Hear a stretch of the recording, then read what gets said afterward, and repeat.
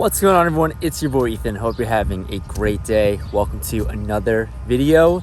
This is actually going to be the last session we play before we head out to Vegas. So be on the lookout for those coming up soon. If you want to follow along with my personal vlog, I'll be vlogging any fun activities I do in Vegas. I'm going to meet up with a lot of the vloggers vibes, hopefully Andrew Nemi, and check out just like the sightseeing, the strip, all that fun stuff. So I'll be vlogging all that on my personal channel if you want to check that out. But today we got a 2-5 game here at the Brook. First time finally the Luck Box dad hat came in, different colored t-shirts.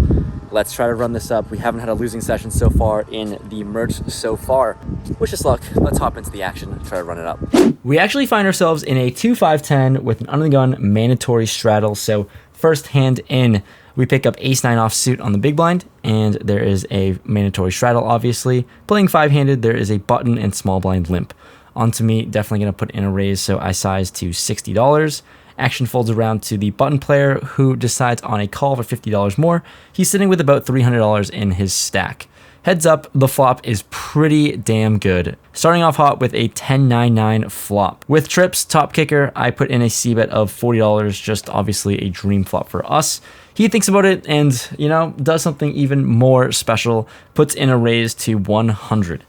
With about $275-ish behind, I think this is just a very easy spot to rip it all in and get the stacks in here. So as played, I see a lot of 10x holdings having to make the call given the short amount behind. So I rip it all in, he snap calls, and I assume I'm ahead right now. So I show my hand and we're off to a run out. This player shows us Queen Jack for open-ended turned top pair on this board. And nice to scoop this one up to start as we fade all of the outs. Next, we pick up pocket kings and we're on the straddle this time, so always a good hand to see. We get a small blind and big blind limp for 10, and I'm going to put in another raise. I raise to $60, and only the small blind makes the call this time. Same player as last hand, the flop comes 3-5-8, 2 hearts. I do a little bit of a heart check and just want to see what we had in terms of suits. He checks, and I'm going to throw out a bet of $55. He thinks for quite some time and ultimately ends on a decision of an all-in. It's $276 total, so easy snap call for us with pocket kings. And let's just go to a runout. I'll have a heart draw. The turn heart isn't great, and there's no improvement for us, so we're just sitting with a pair of kings here. I show my hand, and he only shows us pocket fives, flopped set, rivered quads. Looks like we ran into it here. Stacks are flying left and right, but nice hand to John, who also watches the channel, but looks like we're just stacking him and then giving all of his money right back. Third interesting hand of note, picking up 10-9 offsuit in the big blind with the straddle, obviously, and this comes a 4-way limped pot, essentially. Not going to fold 10-9 offsuit for $5 more in the big blind. Anyways, 4 ways, the flop comes ace, jack, 8, all spades. Small blind checks, and I decide to lead out here for $25. Pretty bad in hindsight, seeing as I don't have a spade in my hand. But, as played, we're open-ended, and only the on-the-gun player decides on making the call. He's the player who actually can have any 2 in this spot, as he just checked his option. Anyways, the turn comes the deuce of diamonds. It is a brick city turn, and for that reason, I'm going to bet out again with 10 high. I throw out $40, and upon this bet, he actually thinks for a longer than average time. Counts out $40 in his chips, holds onto them, and thinks for a while. Ultimately ends up making the call, so given this action and tell, it feels like he's drawing or has a weak holding that can fold to a river bet. Anyways, hoping for a brick river, it comes the 4 of hearts, so non-spade river is always good for us. And I'm just going to stick with the plan. We have 10 high, absolutely nothing. I just overbet $200. He snap folds, so always nice to win a little bit back after running into quads. Next spot here, we pick up king 10 offsuit. We're on the button, and there's a cutoff player to my right who limps. Really interesting, as I probably would be opening this if the cutoff folded, but now I decided to limp as well. Kind of enticed to play this hand out of position and not need to bloat up the pot pre-flop. The big blind and under the gun are also in this hand, so 4 ways again in the limped pot. The flop comes king, jack, deuce, rainbow, so top pair, all things considered, pretty good for us. Action checks to the cutoff player who bets out $35. We're in position, we have top pair, and our kicker is pretty sus, but I've seen this player play a pretty wide range and limping a lot, so I try to raise it up to $125, get some value here, even if we have a sus kicker.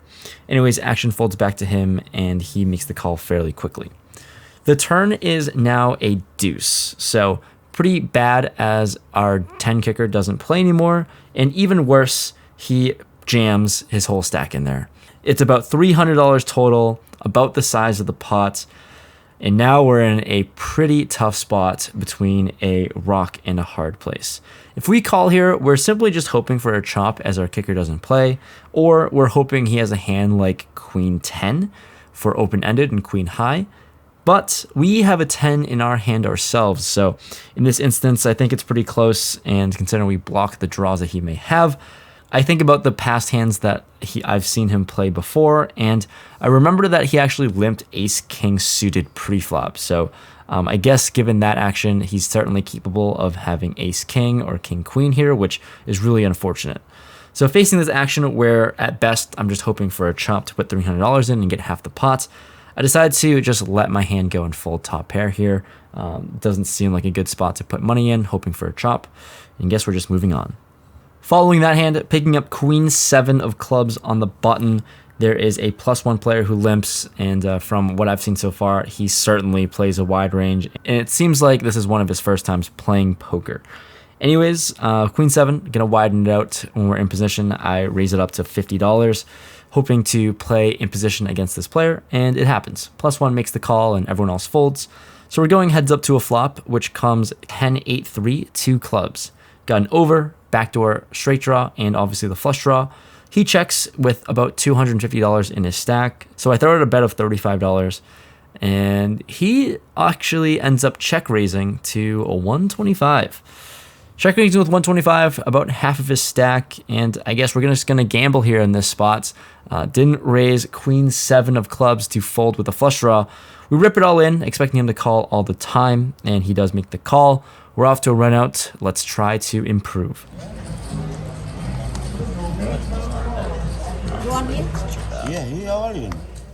Turn brick, river, suck out city with the ace of clubs on the river, giving us the flush. We show our hand, and this player isn't too happy seeing our flush and sucking out on him. He shows us the jack 10 of diamonds for flop top pair, went with it on the flop, and unfortunately, he just got a little unlucky against us.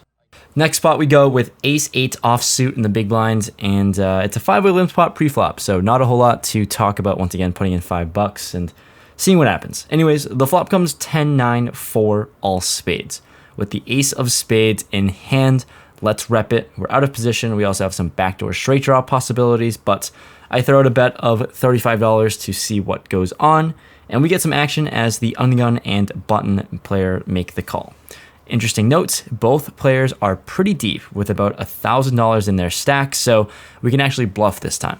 Anyways, the turn comes the 5 of clubs, so definitely going to continue repping some sort of flush or strong holding because we know that they don't have the nut flush.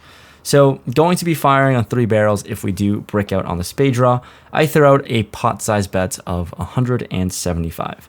Good thing that the onion player folds fairly quickly, but now onto the button player, who thinks for a while, and a little bit too long of a time passes because it looks like he might call, but luckily for us, he does end up folding, saying he had 10-8, so happy to take this down with ace high, and since we're friendly, I let him choose one of the 2 cards to see, and he ends up picking the ace of spades, so now it actually just looks like I was betting for value, opposed to flipping over to the 8, where it looks like a huge bluff. About an hour and a half goes by of folding, and folding. Not gonna fold this time with ace 10 of spades in the small blind. There are 3 players who limp to me, and this hand just looks like a premium after an hour and a half, so I put in a raise to $40. With my $40 raise, action folds to the hijack player who limped, the tightest player at the table. I've seen him raise twice in 3 hours playing so far, and both times he had aces and queens. He decides to limp 3-bet us to a sizing of $80. Folds to me, we're out of position. I couldn't be more annoyed at this situation. Card dead for about an hour and a half. Now we face this situation against the tightest player at the table. Obviously, we just can't be folding right now for only $40 more, but we're going to need a miracle. We're going to need a really good flop to win this hand. Let's just make the call and see something ridiculous. The flop comes 8-6 deuce rainbow, sick. Not a spade on the board, and we've got absolute air, so when I check, he decides on a bet of $80, and I couldn't muck these cards any faster. Snap fold here, and this is unfortunately where the session ends. It is absolutely criminal how much I folded. I feel like I just woke up from a nap, honestly, with how that session went. Folded a lot, didn't play too many hands and get too involved, but overall a good session. Just left a little bit of a sour taste in my mouth, which was kind of like the final straw as to why I called it a session, was just getting like limp 3-bet by the absolute tightest player at the table. But overall, I have no complaints. We're in the game for 1,000, played for a few hours, out of the game for 1,330, so good profit there. No complaints. We're back in the uptick just a little bit, just a hair bit. But next vlog will be in Vegas. Don't know what I'll be playing, but I'm going to mix in some bigger games. So definitely a lot of 5-10s. If there's any good 10-20s out, probably will do that, and we'll mix it up for the vlog. So hopefully you guys enjoyed this video. Leave a like if you made it this far, obviously. I'll see you guys next time. Thanks so much for watching. Later.